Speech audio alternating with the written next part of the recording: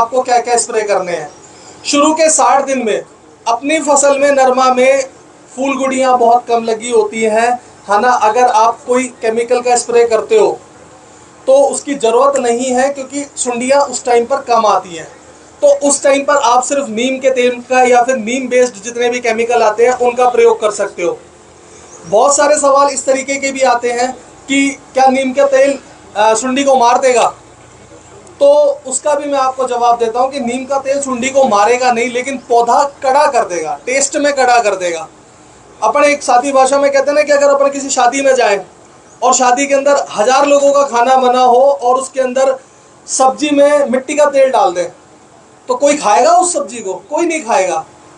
इसी तरीके से कीड़े भी समझदार होते हैं, उनको दिखता है कि इस पौधे का टेस्ट कड़ा है, तो वो दूसरे खेत में जाने की कोशिश करेगा, तो वो वहां पे अंडे नहीं देता। फिर वो ऐसा नहीं है कि ये सिर्फ सुंडी के साथ में है, नीम का तेल इसके ऊपर भी, रस चूसने वाले कीड़ों के ऊपर भी असर करता है। बस असर इतना ही करता है, मारता नहीं है, लेकिन उनको यहाँ पर अंडे देने के लिए रोक देता है। 60 दिन के बाद में, 60 दिन से लेके 120 दिन नरमा की फसल का सबसे मुख्य पार्ट होता है। मुख्य पार्ट ऐसे होता है कि इस टाइम पर फूल गुड़ियाँ भी लगती हैं, फूल भी खिलते हैं, फूल से टिंडे भी बनते हैं और टिंडे में खिल भी जाते हैं, और उसमें से आप लगभग 110-115 दिन पर आप चुगाई भी करना शुरू कर देते हो खेत में। तो ये सारी क्रिया हो रही होती है, पौधा सबसे ज्यादा काम कर रहा होता है। उस टाइम पर अगर आप हार्ड केमिकल का प्रयोग करोगे, यानी कि सिंथेटिक पैराथ्राइड अगर आप उस टाइम पर डालोगे, तो हो सकता है व्हाइट फ्लाई का अटैक ज्यादा आ जाए। तो इस वजह से आपको उस टाइम पर जो स्प्रे करने हैं वो हल्के केमिकलों का प्रयोग करना है। आप उसमें प्रोक्लेम का यूज कर सकते हो, इमामेक्टिन बेंजोएट का, प्रोफेनोफोस का स्प्रे कर सकते हो।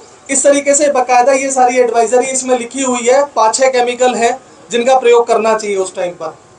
120 दिन के बाद में जब अपने नए फूल अब नहीं खिलेंगे खेत के अंदर, अब जितने फूल खिलने थे वो सब खिल चुके हैं, उसके बाद में जो फूल बने हुए हैं वो उनसे टिंडे ही बनेंगे अब, और टिंडे खिलेंगे। उस टाइम पर लगभग मतलब 15 सितंबर के आसपास, 15 सितंबर के बाद में आप अपने खेत के अंदर सिंथेटिक पैराथ्राइड जो भी आते हैं, जो साइपरमेथ्रिन ग्रुप के होते हैं, साइपरमेथ्रिन, डेल्टामेथ्रिन, अल्फामेथ्रिन, फेपोमेथ्रिन, इन सब का भी केमिकल का प्रयोग कर सकते हो। लेकिन इससे पहले कोशिश करना कि आप इनका प्रयोग ना करो।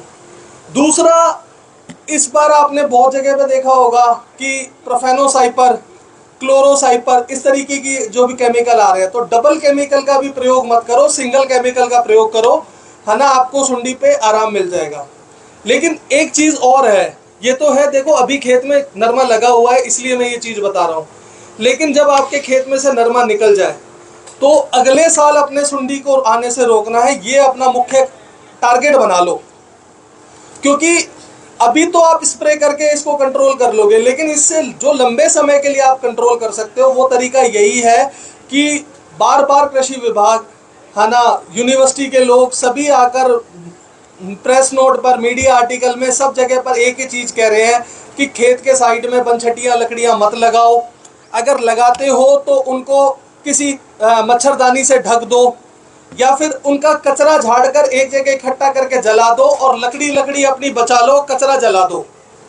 यही सब चीजें इसीलिए कह रहे हैं क्योंकि गुलाबी सुंडी को जब कुछ खुराक नहीं मिलती तो वो अपने आप को भूखा रख लेगी, लेकिन किसी और फसल पे नहीं जाएगी। लगभग 3 से लेकर 6 महीने तक वो अपने आप को भूखा रख लेती है। उसको उसकी हाइबरनेट अवस्था कहते हैं, सूक्ष्म अवस्था। जैसे मेंढक नहीं होता जो बरसात के टाइम में बाहर आ जाता है, बाकी के समय वो जमीन में कहीं अंदर रहता है, वो उस टाइम पर भी वो कुछ खाता पीता नहीं है। इसी तरीके से सुंडी भी अपने आप को हाइबरनेट कर लेती है। 2 बिनोलों के बीच में, जो टिंडा नहीं खिला उसके 2 बिनोलों के बीच में एक शेड बना लेती है, कवच बना लेती है, और उसके अंदर अपने आप को हाइबरनेट कर लेती है। जब खेत में दोबारा उसे नरमा दिखता है तो वो वहां से नर पतंग, मतलब पतंगा बनकर उड़ती है और आपके खेत में आकर अंडे देती है। ये इसकी क्रिया है। तो अगर आपने मच्छरदानी से उसको ढका हुआ है, तो मच्छरदानी से ढकने पर जो अगर वो वहां से उड़ेगी भी, अगर आप पूरे साल भी नहीं रख सकते हो तो मार्च के महीने से लेके मार्च, अप्रैल, मई, जून और जुलाई, 15 जुलाई तक अगर आप अपनी लकड़ियों को मच्छरदानी से ढक देते हो तो भी आपको इस चीज से बहुत हद तक कंट्रोल मिल जाएगा। इसके अलावा अगर आपको लगता है कि मच्छरदानी पे देखो थोड़ा खर्चा बैठता है, तो ये चीज का थोड़ा सा लगता है, तो आप ये भी ना करो।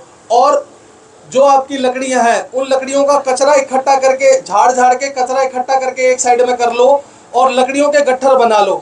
गट्ठर बनाने से क्या है कि घर पे ले जाना भी आपको आसान हो जाएगा, क्योंकि अभी तो खुली लेके जाना थोड़ा सा मुश्किल होता है। गट्ठर बना के रख लो और सारा जो कचरा है, जो टिंडे नहीं खिले थे, उन सबको इकट्ठा करके जला दो।